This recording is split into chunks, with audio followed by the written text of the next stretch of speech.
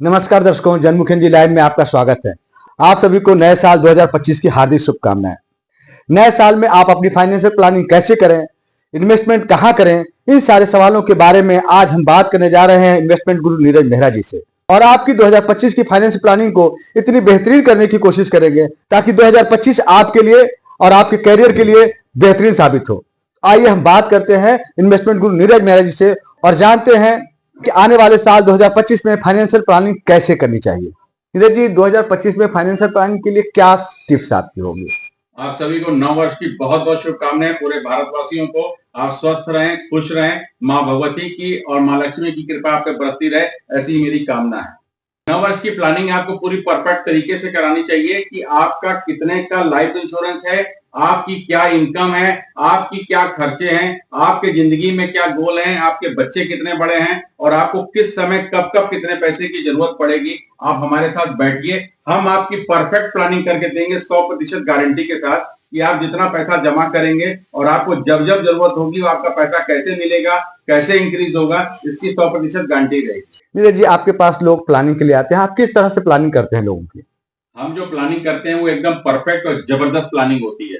क्यों? हम आपकी एज लेते हैं, आपकी आज की डेट में इनकम क्या है और आपके खर्चे क्या हैं, और आज की डेट में आपकी जो इनकम है उस हिसाब से जो आप खर्च कर रहे हैं उस हिसाब से आपकी सेविंग है कि नहीं है, और आपको कब किस समय कितने पैसे की जरूरत पड़ेगी। आइए हमारे साथ बैठिए, हम परफेक्ट प्लानिंग करते हैं कि आपके बच्चों को शादी के समय अगर आज शादी होगी तो कितने की जरूरत पड़ेगी, और आज से 20 साल के बाद अगर आप शादी करते हैं तो आपको कितने पैसे की जरूरत होगी और आपको कितना इन्वेस्ट करना होगा कि आपके सारे सपने और गोल पूरे हों। हम उस टाइप से परफेक्ट प्लानिंग करते हैं। हम सबको खाली इंश्योरेंस की पॉलिसी नहीं समझाते, हम पूरी परफेक्ट प्लानिंग करते हैं उसकी लाइफ की, उसके हेल्थ की, उसके बच्चों के एजुकेशन की और आपके रिटायरमेंट की। ऐसी प्लानिंग जो आपको हिंदुस्तान में कोई करके नहीं देगा। इस टाइप की परफेक्ट प्लानिंग हमारे यहाँ होती है। एक एजेंट और एक फाइनेंशियल एडवाइजर में क्या अंतर है?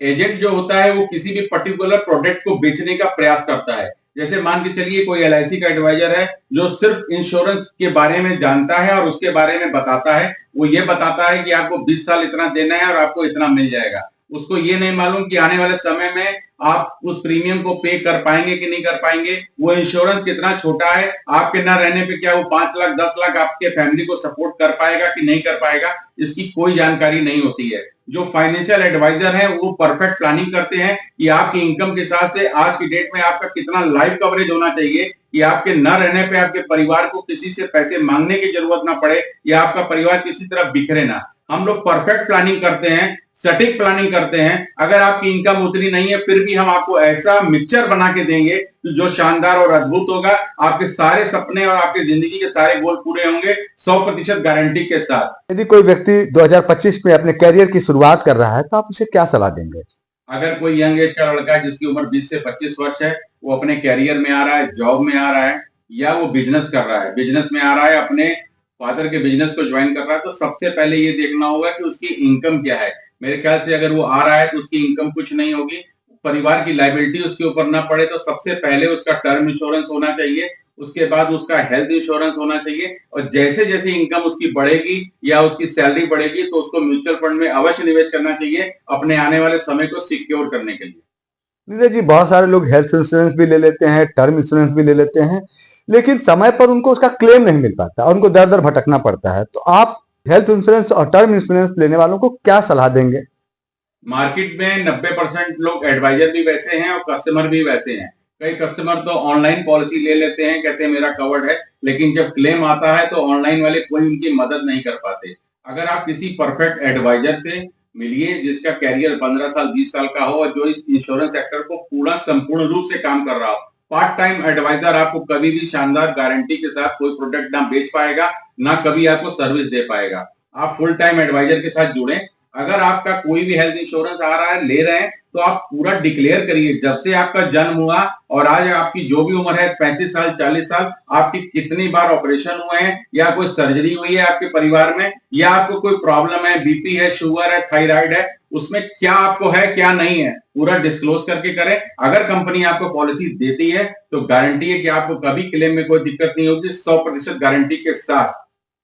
और टर्म इंश्योरेंस? टर्म इंश्योरेंस अगर आपने लिया है, अगर आप स्मोक करते हैं या ड्रिंक करते हैं या किसी भी प्रकार की आपको हेल्थ इश्यू है, उसको शो करिए। इसमें लोडिंग प्रीमियम लगता है। एग्जाम्पल के तौर पे अगर आपका 40,000 प्रीमियम आ रहा है तो हो सकता है आपको 52,000 प्रीमियम देना पड़े, लेकिन आपके न रहने पे परिवार को भटकना नहीं पड़ेगा। जेन्युइन पॉलिसी होगी, कंपनी आपको एक्सेप्ट करेगी, आपका मेडिकल कराएगी। अगर पॉलिसी होती है उसके बाद आपके साथ कोई भी घटना होती है, आपका परिवार सुरक्षित है। इसलिए कुछ भी छिपाए ना कंपनी से, क्योंकि कंपनियां बहुत चालाक होती हैं। आपकी पॉलिसी तो कर देंगी, लेकिन जब आपको क्लेम देने की बारी आएगी तो आपको क्लेम नहीं मिलेगा, भटकना पड़ेगा। इसलिए परिवार को भटकने ना दें, एक एक चीज शो करके पॉलिसी कराएं। अगर पॉलिसी आपकी कहीं से नहीं हो रही तो मेरे पास आए, मैं आपकी पॉलिसी 100% गारंटी के साथ करूंगा और सब कुछ शो करके करूंगा। किस कंपनी का हेल्थ या टर्म इंश्योरेंस ठीक रहता है? सारी हेल्थ इंश्योरेंस कंपनियां ठीक है, कोई कंपनी की बुराई नहीं है। फंड जो आपका फाइनेंशियल एडवाइजर है वो दमदार होना चाहिए कि अगर आप सही हैं, आपका क्लेम अगर सही है और कंपनी ने रिजेक्ट कर दिया।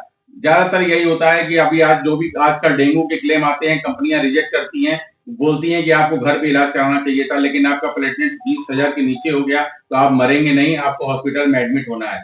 तो अगर आपका एडवाइजर दमदार है तो 20 से 25 मिनट में आपका जो भी होता है अप्रूवल आ जाता है और डिस्चार्ज के बाद 1 से 1.5 घंटे के अंदर आपका फाइनल डिस्चार्ज हो जाता है। आप इंश्योरेंस कंपनी को मत देखिए, आप उस फाइनेंशियल एडवाइजर को देखिए जो दमदार है, जो मार्केट में काम कर रहा है और जिसका हेल्थ इंश्योरेंस पे पूरा जोर और कमांड है कि अगर आपके साथ कोई क्लेम आ गया तो क्लेम सेटल कराएगा। ऐसे एडवाइजर को ढूंढिए, ना कि किसी कंपनी को ढूंढिए। कंपनी सारी अच्छी होती है। नए वर्ष में क्या कहना चाहेंगे जनता को?